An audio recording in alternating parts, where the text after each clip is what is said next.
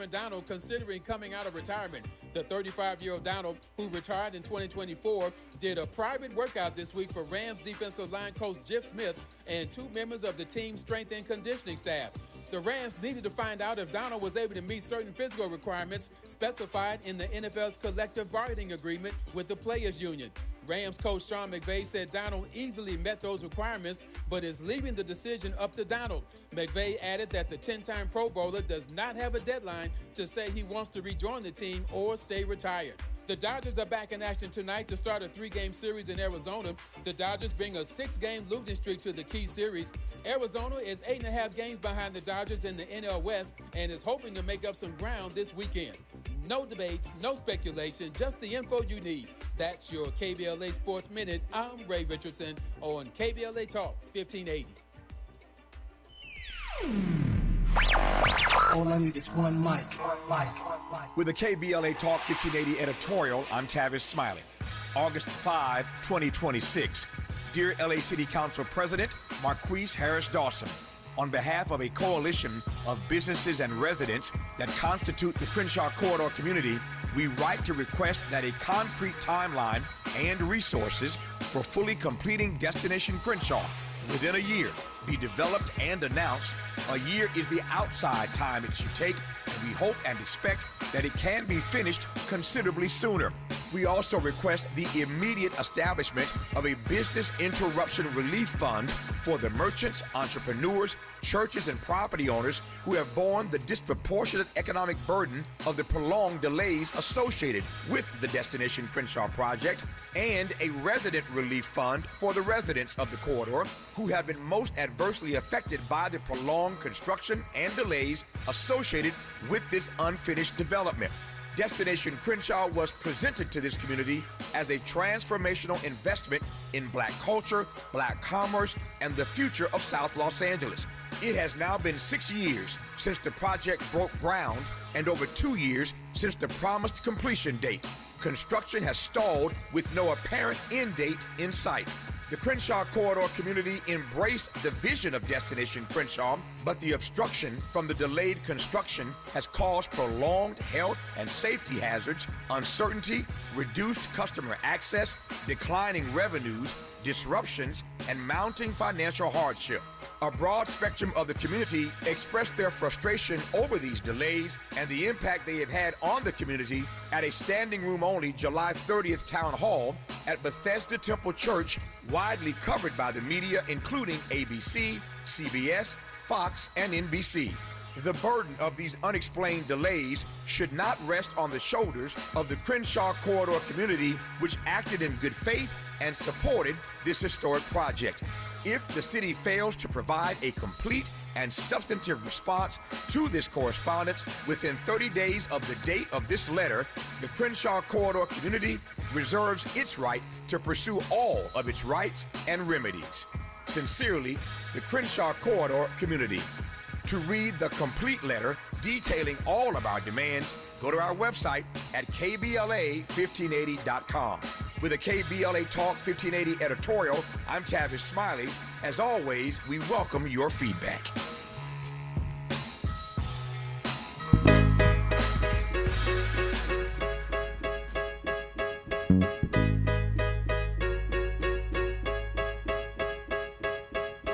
I need a dollar, dollar, dollar, that's what I need. Hey, hey. Well, I need a dollar, dollar, dollar, that's what I need. Hey, hey. Said I need a dollar, dollar, dollar, that's what I need. And if I share with you my story, would you share your dollar with me?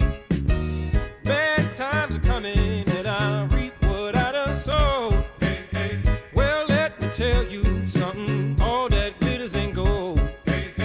It's been a long old troublesome road, and I'm looking for somebody come and help me carry this load. I need a dollar, dollar, dollar, that's what I need. Hey, hey. Well, I need a dollar, dollar, dollar, that's what I need. KBLA Talk 1580. You know, Aloe Black was fine with us turning this into a reparations anthem. He did not. I talked to him about it. He did not have a problem with it. It is time for Freedmen Friday. This is what we do every Friday, second hour.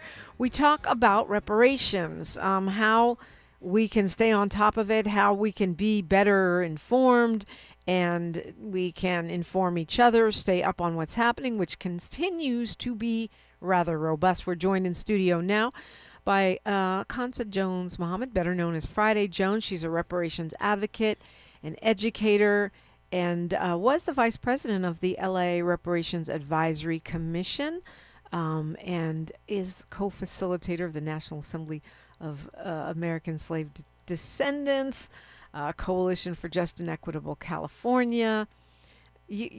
She is clearly quite dedicated to reparations. Friday Jones, it's great to see you. It's good to see you too. I think outside of my children, this will be my best contribution to like humanity.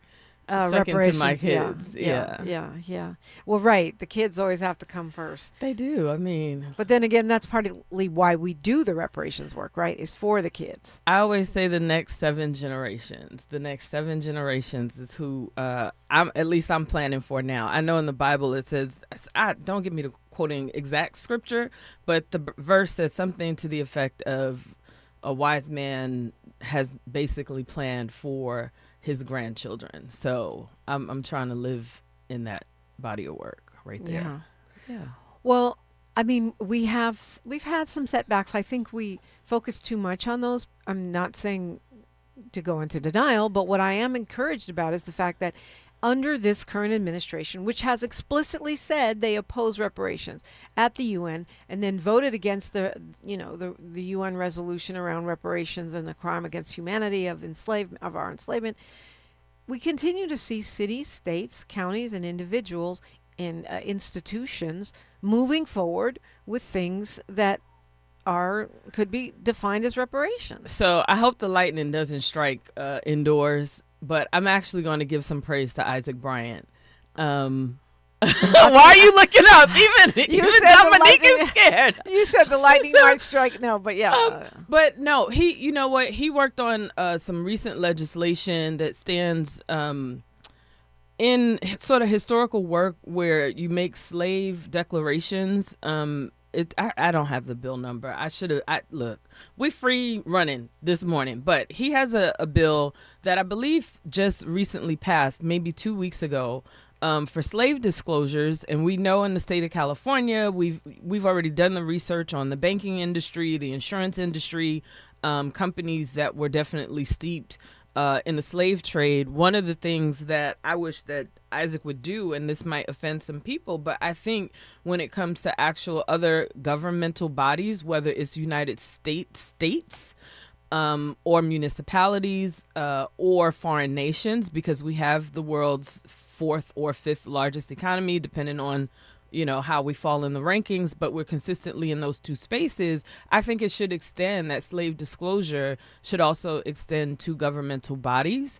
And I also think that slave disclosure should extend to people who do commerce, if you're selling things in the state of California, because we black people, whether white America knows it or not, we're in the midst of the great wealth transfer. That's what they're calling it. After the shooting of the young man by the Asian business owner. Right. We are kind of boycotting. Cyrus Carmack Belton. And I've talked about this repeatedly because it's an undeclared boycott. There's no pastor. There's no organization. Which is the best. It's what's great about it. It's spontaneous and it is widespread. It's widespread and it's working. And I think when we think about that wealth transfer on an international scale, even within the United States, because, I mean, let's call a spade. People like to say the state of California didn't participate in slavery, but they sure did allow you to bring your slaves here to dig some gold or whatever it was that you wanted them to do. And so, within our own states, within the United States, there is participation. And so I think that the slave disclosure bill that he got through, I can co-sign that. AB 2599. Okay, ABC, you so good. I don't have a computer. I'm just over here talking. But I have to give him credit for that bill. I think that's a great bill. That's something that after the resolution, the National Assembly of American Slavery Descendants asked for slave disclosures at the federal level.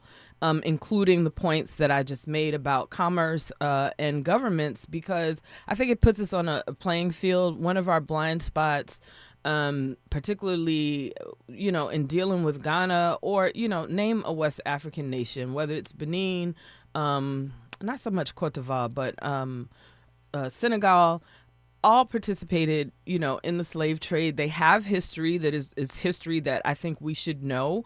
And to the extent that there were kingships or royal families or whatever those structures were that did participate and profit, that's information that should be known. It puts all things on like fair ground. So now you're talking about slave disclosures on an international level, as well as, Absolutely. which is really what, right now you have these Caribbean countries are going to see the King of England right now and saying, yo, and that's that. So I think that's sort of part of this big picture. It's of understanding where the money went, and that money generated by the sale and exploitation of our ancestors. Absolutely. And if we look at like France, look, I'm so glad the pendulum is swinging on France right now.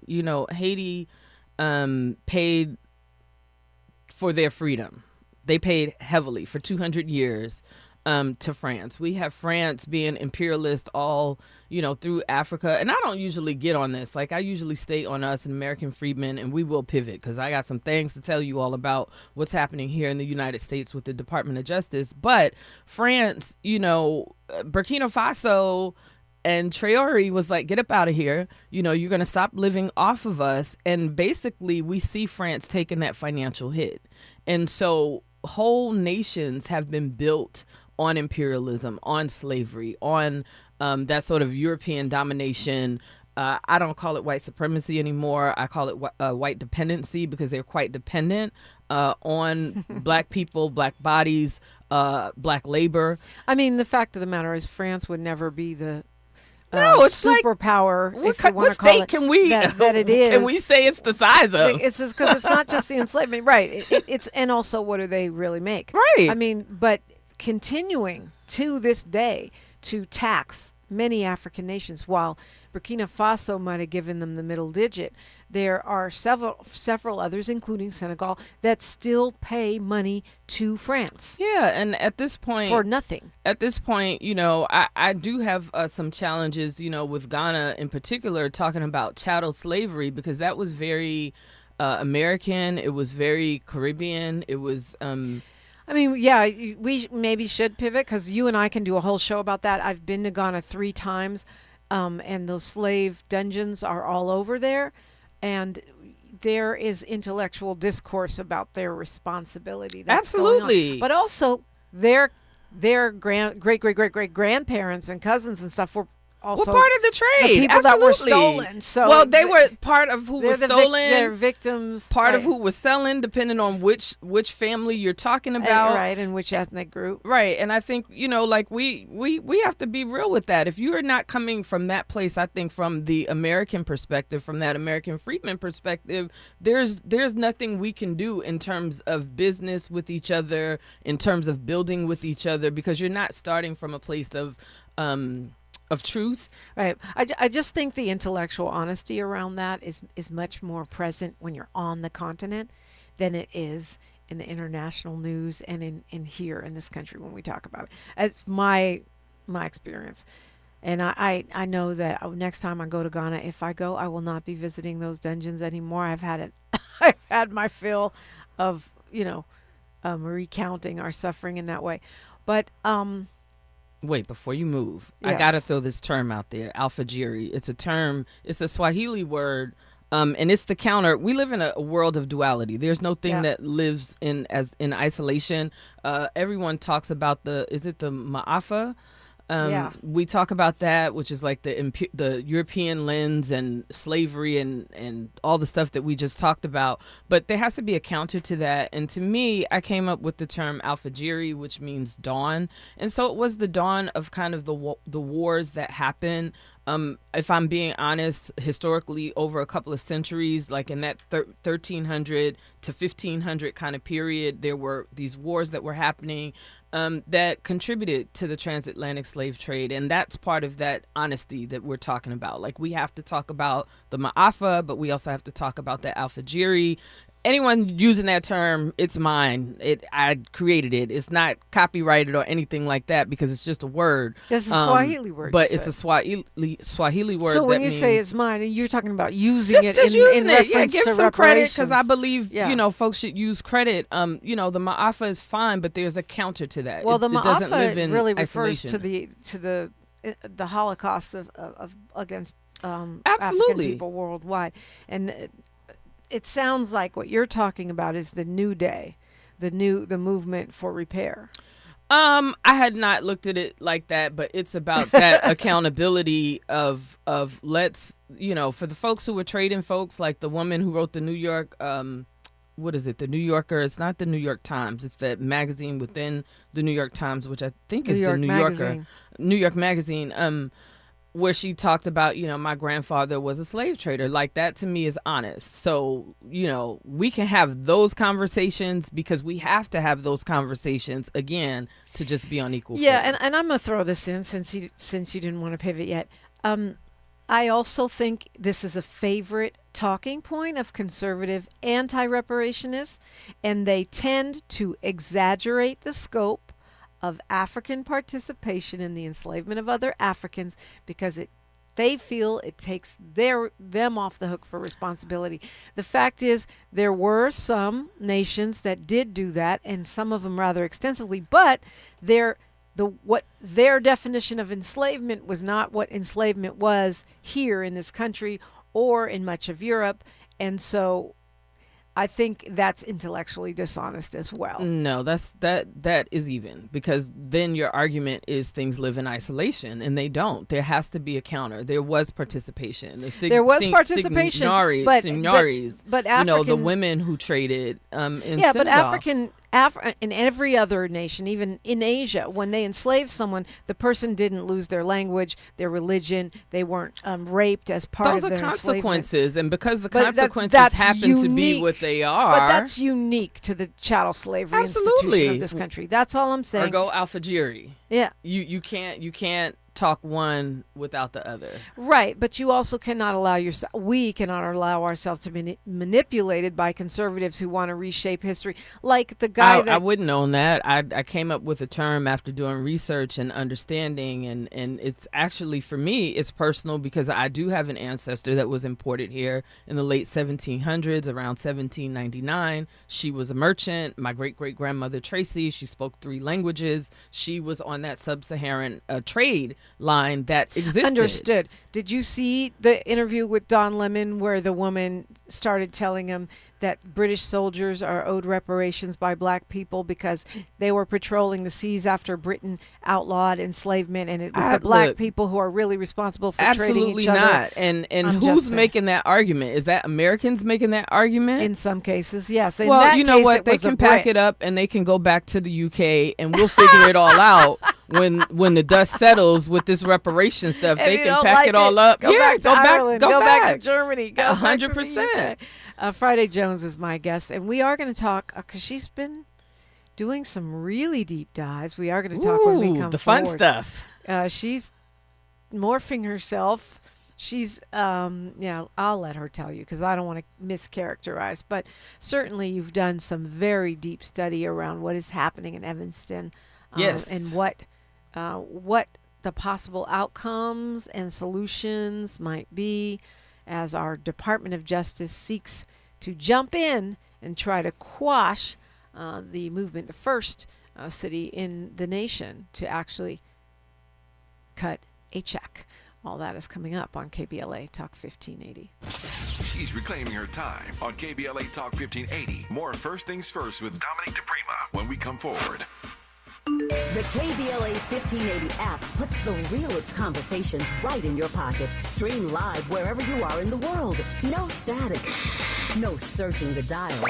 A crystal clear connection 24/7, exactly when you want it. We recommend that you keep automatic updates enabled. Set it and forget it. So the app stays up to date with store requirements, bug fixes, and new features as we roll them out. Download the KBLA 1580 app today and stay plugged into the conversation everyone's having. What's good, KBLA delegation? I am Miles Lowe, and I'm excited to be joining the weekend lineup right here on KBLA Talk 1580. Join me every Saturday at 12 noon for the Do Better Show, where we get into the world of tech, AI, the creator economy, navigating your mental health through it all, and have conversations with founders to find out how real people are making real money right now. It's not a course, not a subscription. Class is in session every weekend, live on the air. So if you knew better, you do better, right? So let's make a better you. The Do Better Show, every Saturday, 12 noon, and replaying again at 7 p.m. right here on Unapologetically Progressive KBLA Talk 1580. We got a lot to talk. Small businesses are the heart of America. But you don't have to go it alone. As the nation's largest nonprofit resource of expert business mentoring, SCORE has helped millions of entrepreneurs build their businesses for free. Get the connections, education, and guidance you need with SCORE. We're ready to help. Find a mentor today at score.org.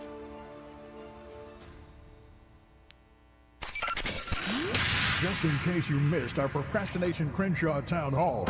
Literally right in front of our doorsteps the last 2 to 3 years, we have been interrupted by this nightmare of a project called Destination Crenshaw.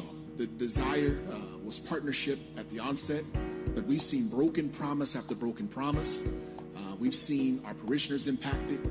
We've seen our peers and our local neighbors impacted directly by this. We've seen the crippling of the Crenshaw economy as a result of this project starting and then ultimately walking away.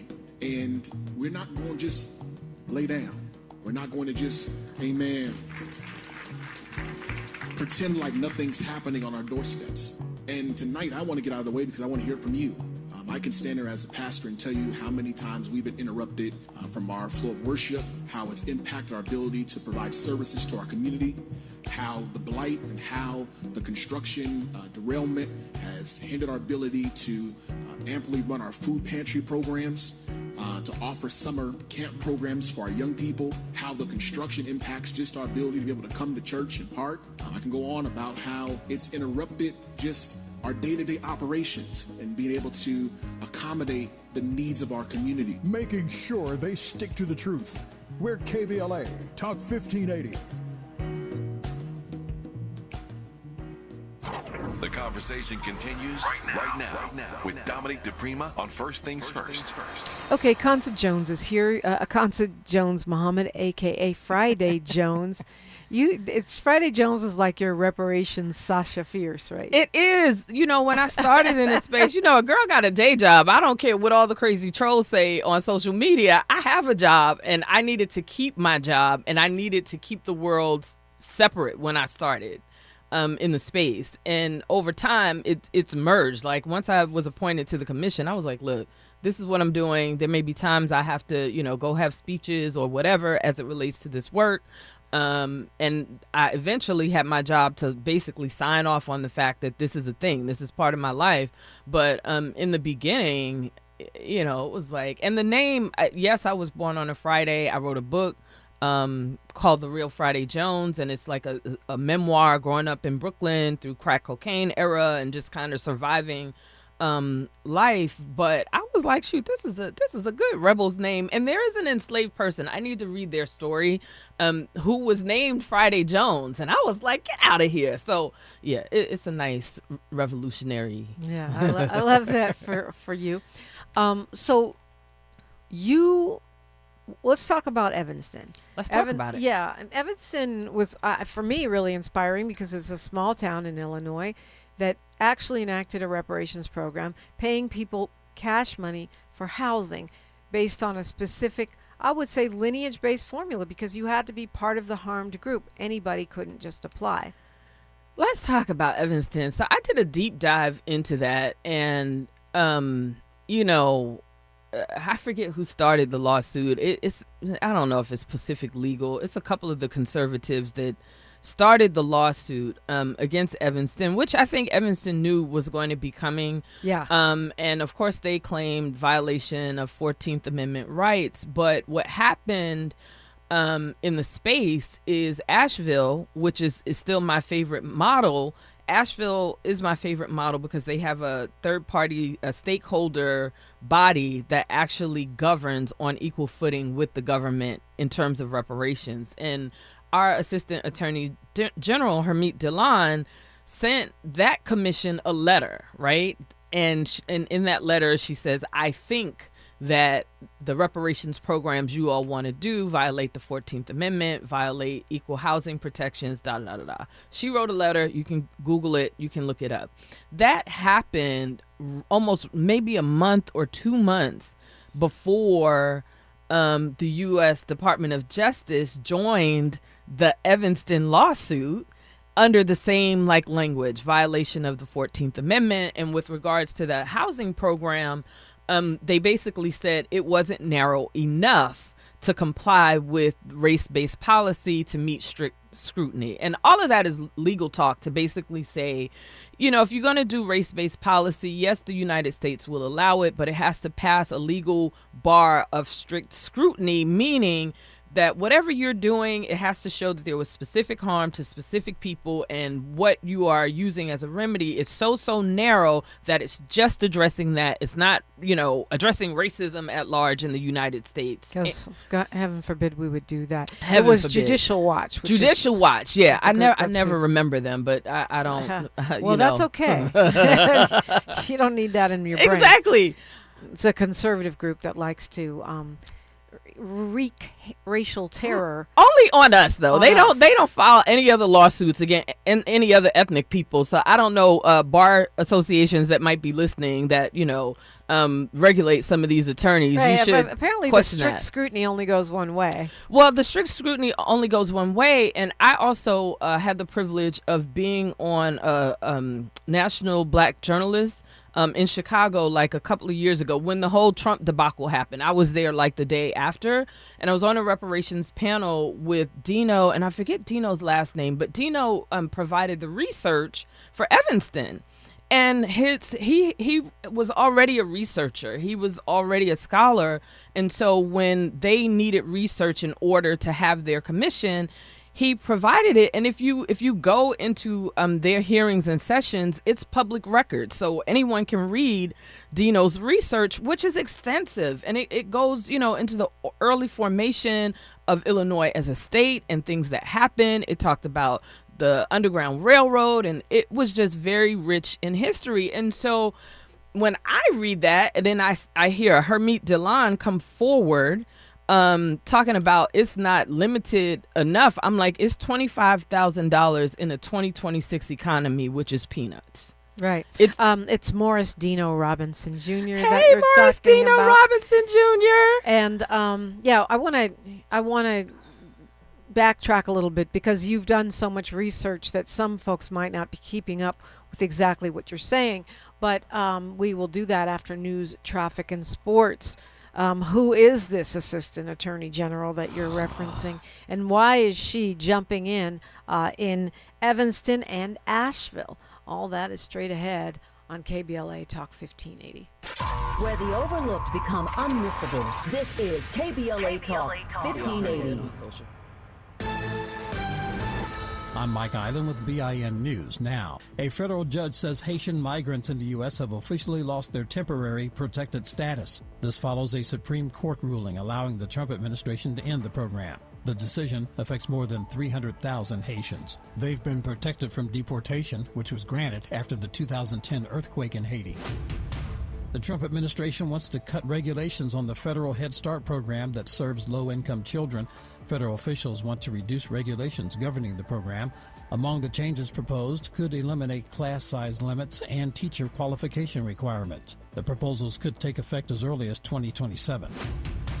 Democratic Congressman Ted Lieu of California wants an AI kill switch bill. That would require AI companies to maintain the ability to shut down, throttle, or suspend their models. Get BIN News Now on demand 24/7 on the free iHeartRadio app. For victims of drunk, and drug driving, our grief is unique.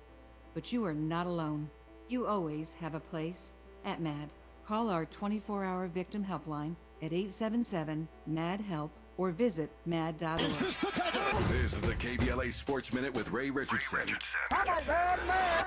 Here's the latest on former Rams defensive tackle Aaron Donald considering coming out of retirement. The 35-year-old Donald, who retired in 2024, did a private workout this week for Rams defensive line coach Jeff Smith and two members of the team's strength and conditioning staff. The Rams needed to find out if Donald was able to meet certain physical requirements specified in the NFL's collective bargaining agreement with the players' union. Rams coach Sean McVay said Donald easily met those requirements, but is leaving the decision up to Donald. McVay added that the 10-time Pro Bowler does not have a deadline to say he wants to rejoin the team or stay retired. The Dodgers are back in action tonight to start a 3-game series in Arizona. The Dodgers bring a 6-game losing streak to the key series. Arizona is 8.5 games behind the Dodgers in the NL West and is hoping to make up some ground this weekend. No debates, no speculation, just the info you need. That's your KBLA Sports Minute. I'm Ray Richardson on KBLA Talk 1580. We love America in spite of, not because of. And that's the deepest kind of love. This is KBLA Talk 1580.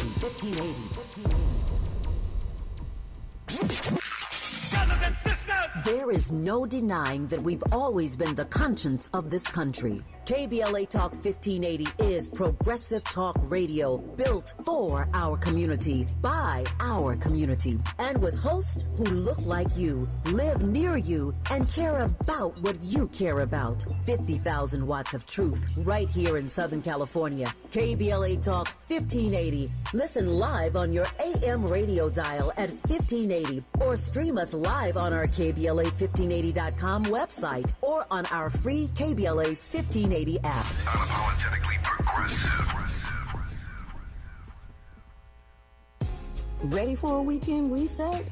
Walk it out with me, Gina A. Towns, the artist formerly known as Gina Darby, on Reflectivity Beyond Black and White, as we seek peace, understanding, and healing beyond surface level perspectives, where reflectivity becomes our inner power and resilience to transform our lives and our communities no matter what. Meet me and my crazy cool guests. Join the Reflectivity family movement as we make sense of it all. Every bit, every morsel. We're going to nourish the mind, body, and soul unapologetically right here on KBLA Talk 1580. Every Saturday, 2 and 8 p.m. on the West Coast, 4 and 10 in the Midwest, and 5 and 11 on the East Coast. It's time for Reflectivity Beyond Black and White. It's not only hot, it's sizzling, and we're cooking.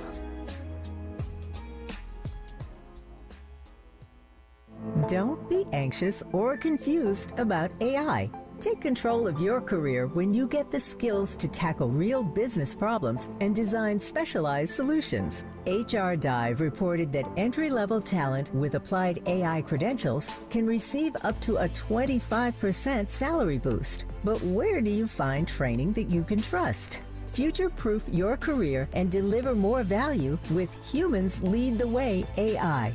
Their hybrid learning courses use practical definitions, real-world examples, and strategic insights to help you and your team understand AI with confidence. No magic, no hacks, no shortcuts. Just practical knowledge that helps you use AI more successfully. Don't wait. AI can never replace people who know how to use it well. Register for courses today at humansleadtheway.com. That's humansleadtheway.com. This is KBLA Talk 1580, where hate loses and love wins. Indeed, it does. And by love, on Fridays, we were talking about reparations. Friday with Friday. Friday here at with KBLA. Friday. It don't get more funky than that. Friday Jones, reparations activist, also known as Khansa Jones-Muhammad, and the vice chair of the Reparations Advisory Commission here in Los Angeles, which is completed, right? It's sundown? It is still existing? Where are we with that? We're going to get back to Evanston. Okay. Is where we're what I be. will say is that I hope you feel very proud of that reparations report, because I found it to be very enlightening. You've seen the final report? Not the final report, the preliminary one that I did see. Yes, I'm very proud of the work. I'm very proud of You're funny. Cal State Northridge. I'm also very proud of Mockingbird and obviously the whole team at LA Civil and Human Rights Department. I think without their leadership and Capri Maddox and Diamond James and Nicole, I could just run down the names of staff, but that staff was very dedicated to the work. There's a lot of women at work on that team, and so I definitely want to shout them out because it is an amazing body of work, and I look forward to you all being able to see it. Yeah, final report pending. So Friday Jones, Evanston. As we were talking off the air, I'm reminded that you were not the hugest supporter of that effort at first, but because I'm not. But I want us to win. Right, because is it based on the fact that it was local rather than federal, or based on the fact that it was? Well, I'm not a fan so of limited. as we pivot from the city of LA. I'm not a fan of municipal actions. I do think the federal government bears the biggest and largest responsibility. Because let's keep it 100. I mean, constitutionally, the Negroes, even though they didn't call us Negroes, we were written into the Constitution. You know, we came in a place of servitude and enslavement. And so it has to start with the federal government. So that's kind of my positionality on that. With Evanston, where we left off, we were talking about the 14th Amendment, but the important thing to know about that is when the DOJ joined in the lawsuit, they brought in housing, civil rights law, and non-discrimination about race. And so my initial problem with Evanston was the fact that their policy is race-based. I'm not a fan of race-based.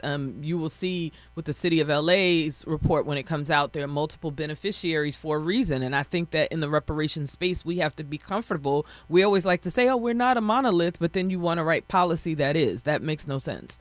When the DOJ brought in the housing discrimination to say that the housing voucher program was not narrow enough. I mean, there's a pushback in federal regulations on that, which basically, we got to remember that Housing Act came out in 1968 when America was still practicing segregation and Jim Crow laws actively.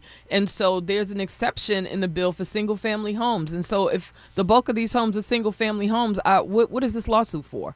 So when you say there's an exception, it means that the equal housing protections do not always apply to single family homes? Well, yeah, and I don't have the legislate. Look, we're in a Google world, people. So Google what it is that I'm saying. But the exceptions is something to the effect. Back in the day, people used to, you get a little older, you have rooms in your house, you rent out rooms in your house for people. Right. And so homeowners were like, well, we don't necessarily, we want who we want to be able to rent to. And there's a weird exception law, unless that law has been amended over time and I missed it, in the actual civil rights housing law, there is an exception. And so I think largely these are single family homes. No one was buying units back in the day. Right. That wasn't happening. You were scratching your nickels, to pay $10,000 for a house. I mean, so I think that most of these fall into that category. But the fact that Harmeet Dhillon, she came after Asheville, she has come after Evanston in such a strong way. If you follow her on social media and you see the 100 new attorneys that were basically, deputized into the Department of Justice, and we've seen that before, right? We've seen that photo for the so-called Civil Rights Division, where there's nobody darker than that was like a sea of seafoam. Was like, where's the sand in this? Where's the color? There was like. It was a couple of specs, but the point being, you hire 100, attorneys, and I think she captioned it by saying the new vision for civil rights, and this is like our music, right? We're seeing in real time. We saw rock and roll, get taken over. We saw our R&B become like sort of white pop. We've seen it musically. We create, and then we're co-opted, and we created civil rights. We taught white America how to be civil. That's what it was. We taught you all how not to lynch and how not to kill, even though it's still happening. We had a young lady in Mississippi, beautiful young lady, found hanging from a tree. Don't know what's happening there, but you guys still bury prisoners that die in your care behind prisons and don't alert their families. Like the cruelty towards us and our humanity, it still happens. And so in this vision of Harmeet Dhillon, I have to question her. And one of the things that is also triggering about that Evanston case, there's a guy, I call him Neiman Marcus, but his name is like Hermanus Neiman or he's one of the lead plaintiffs in the original lawsuit. This person, I believe his father was from Lithuania. He's from... Oh, I did read about that. Yeah. Yeah, he's from Lithuania. His father is someone who immigrated to the United States after World War II, was a Holocaust victim. How are you a Holocaust victim and your war was fought in Germany, and then you become the face of a lawsuit against Black Americans getting some sort of reparations through a housing voucher program for $25,000? Stasis Neimanis. Okay, so you call him Neiman Marcus. Yeah, a stasis Neimanis, right. And also there is the fact that this country, despite the fact that we were not the perpetrators of the Holocaust against the Jewish people, did and continues to pay reparations. Oh, yeah. So why are you coming after Evanston? Why are you coming after Evanston? How are you the leader of the case? That is one of the wildest things to me. But, no one expects us to do this kind of research. No one is expecting us to know. We're just supposed to read the headlines, which most of the time we don't own. So we have to be our own media. So that's why we appreciate KBLA and Dominique DePrima and Freedmen Fridays. We appreciate having spaces like this because now we can talk the real talk. I think it's hilarious that in some circles, I now have been categorized as strictly lineage. Because I named this Freedmen Friday.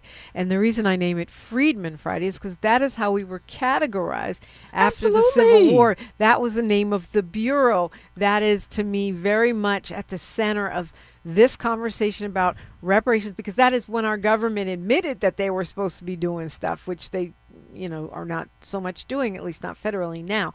And so, as I say, I welcome all comers here.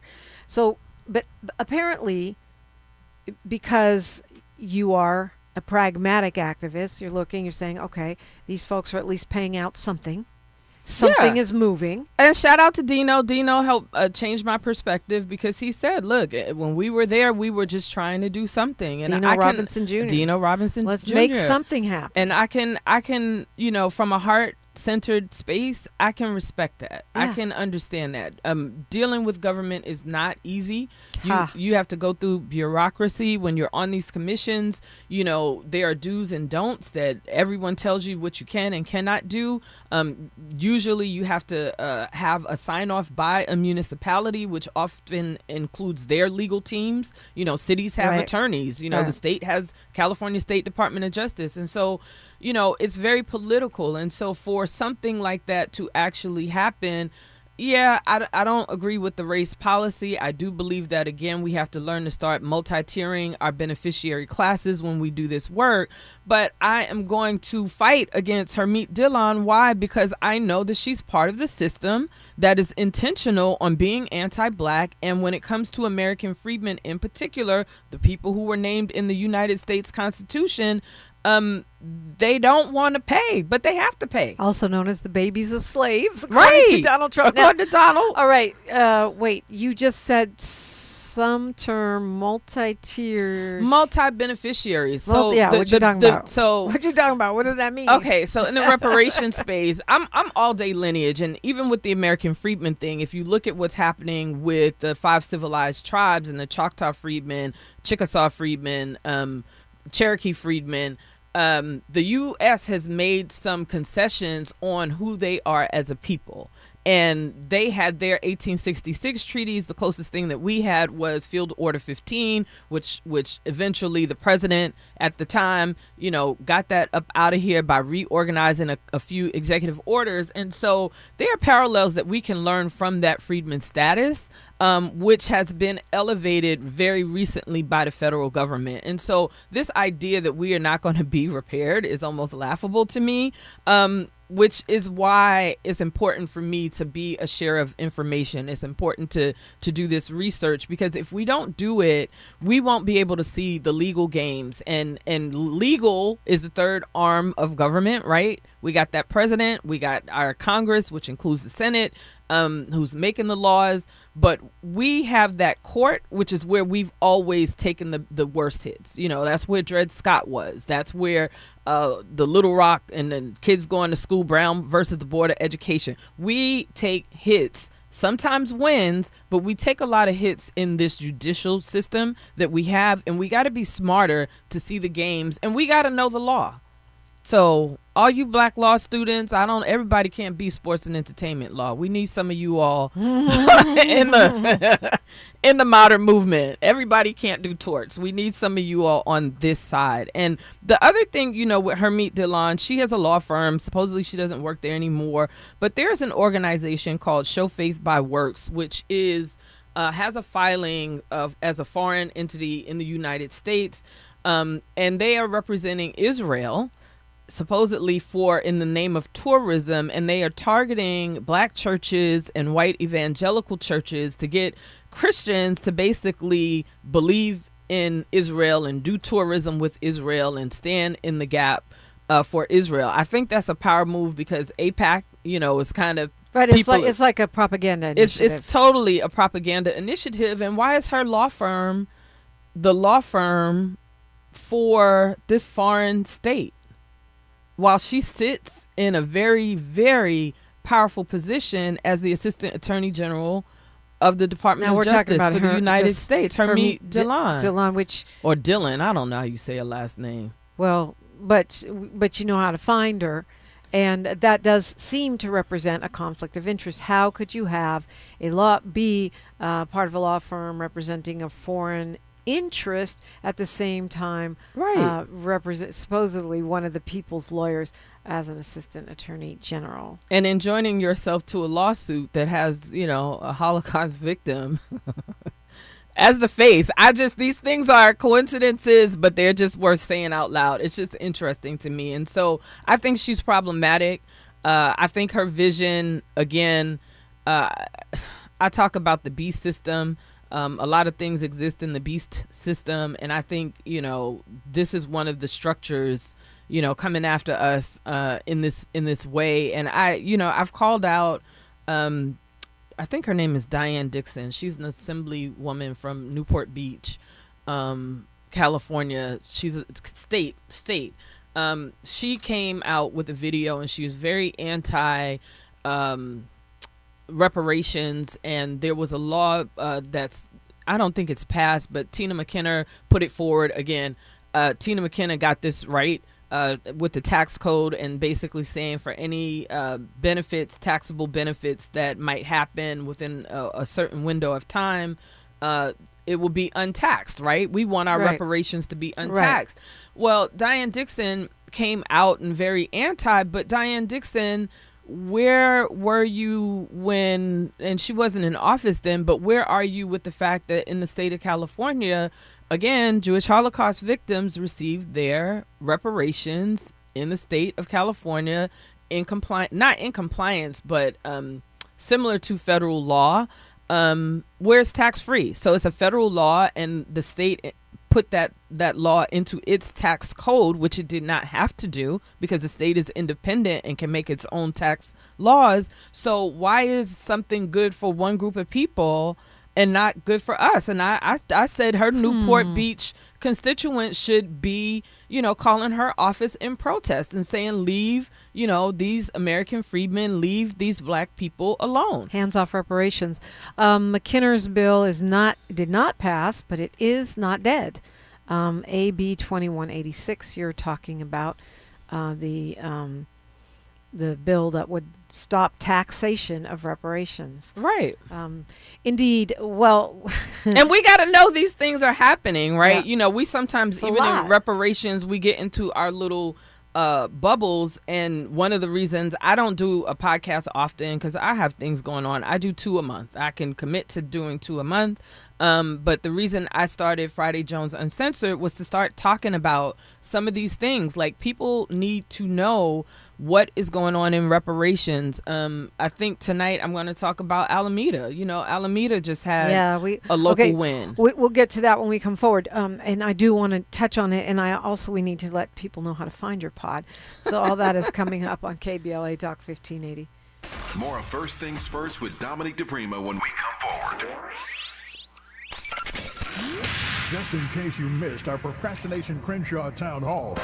Been dealing with the lies of Crenshaw Destination. I live on this street. I remember the first day I came and there was no parking. And they said it'd be 6 months just to fix the wall. They started putting the big boulders down, and my life has changed ever since then. My kids haven't had graduation parties. They haven't had birthdays. My car's been in the shop multiple times. All my tires have been replaced multiple times, each one. I spent $1,000 on my front lawn because in 6 months, keep replacing sprinkler. Now it's just dirt. You know, it's frustrating because I'm not a politician, but I know politics. You know, and I know the Smiley said the councilman, but I want to go above that. Karen, you want my vote? Make things happen. Talk is cheap. We can play these games. Period. Because you can't fix it, somebody will. Not letting them get away with anything. We're KBLA Talk 1580.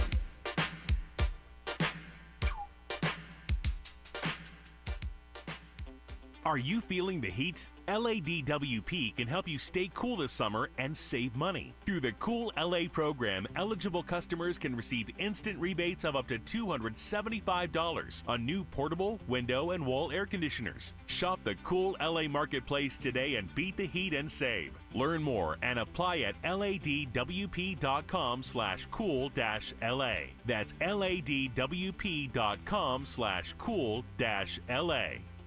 Did you know the Crenshaw Corridor now offers free public Wi-Fi? Thanks to Destination Crenshaw and the City of Los Angeles, staying connected is easier than ever. Whether you're checking email, applying for jobs, doing homework, or supporting your local business, free internet access is now available along the corridor because everyone deserves the opportunity to connect, learn, and grow.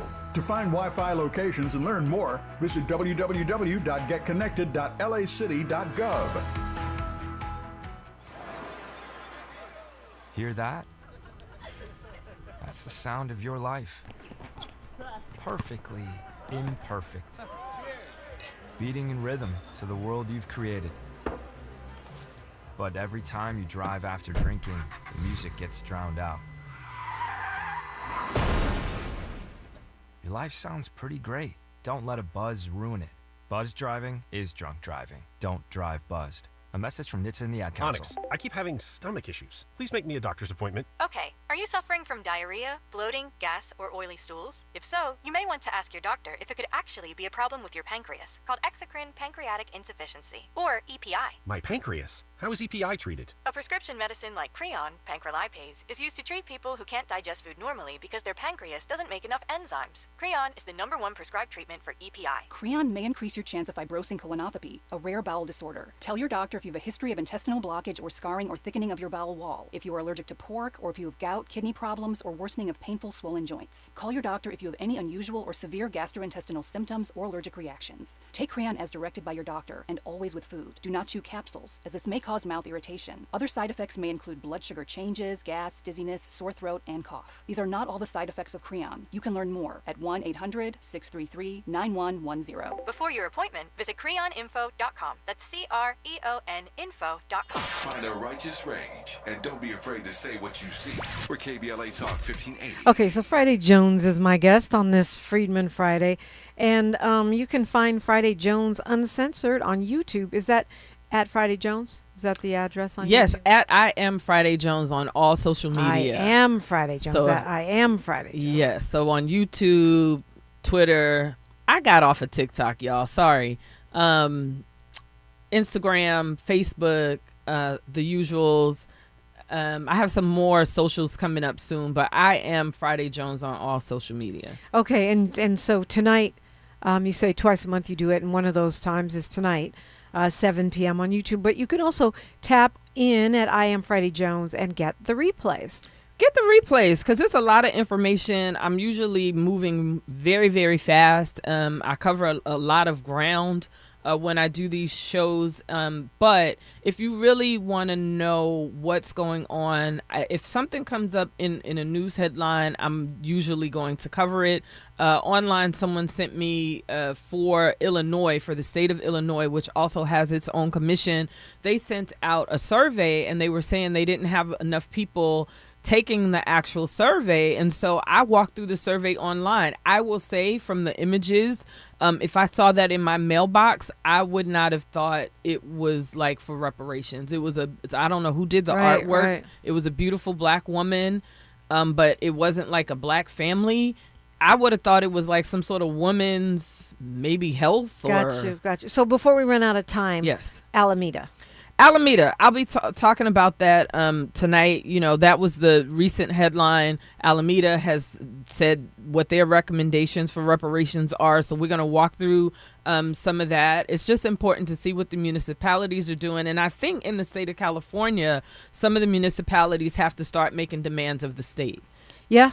Well said. And Alameda, from my understanding, is putting their money where their mouth is. Yeah, they're putting their money where their mouth is. You know, Asheville is a travesty because the county, I think it's Buncombe County, and the city of Asheville each had put $2 million in. And then when Harmeet Dhillon, our assistant attorney general from the Department of Justice, sent a letter, they stopped all of their works. They stopped their recommendations in their tracks. My recommendation to Asheville, if anyone is listening, please go find some better attorneys because Thurgood Marshall came out the mud. Thurgood Marshall went to Howard University, my alma mater. So shout out to my Bison family. But go get you some attorneys who are not afraid of the United States government, who are not afraid of Harmeet Dhillon and her 100 appointed deputy attorneys. Well, and she is the over civil rights. She's over civil rights in this country. She's an assistant attorney general.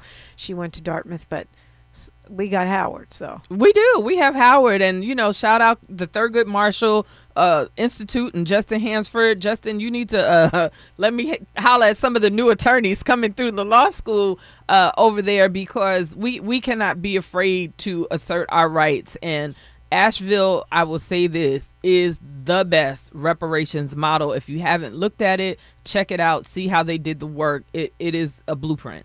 But I also want to thank you for highlighting the problematic Harmeet Dhillon, who has a theory that we are suffering from something she calls liberal fascism. And this is the person who is over civil rights in the United States right now. So where was liberal fascism when the Constitution was being written? It didn't exist. She can miss me with that.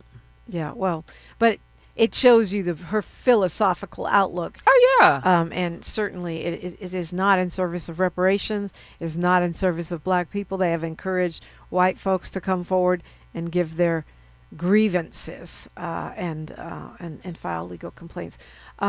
Friday Jones, remind us how to find you. I am always somewhere in the social media sphere. So at I Am Friday Jones, you can check me out on YouTube, X. I hate saying X, but X, the Twitter. Old Twitter. Mm-hmm. I know, Twitter, Instagram. You can find me, but, you know, stay engaged. I'm pretty active on social media. Don't be in my DMs, though. Honestly, if it's not about reparations, I'm not checking for it. So many people send me videos and things. I don't have time to comment on all the things. So if it's about reparations, hit me up. I'm always interested, but all the other things, no. Get out of those DMs. Friday Jones, don't forget. Tonight, 7 p.m. on YouTube, Friday Jones Uncensored. We are talking hip-hop music next hour with Diamond, and you are always invited in. I'm Dominique DePrima. Happy Friday from KBLA Talk 1580. KBLA 1580 Santa Monica. I'm Mike Island with BIN News Now. A federal judge says Haitian migrants in the U.S. have officially lost their temporary protected status. This follows a Supreme Court ruling allowing the Trump administration to end the program.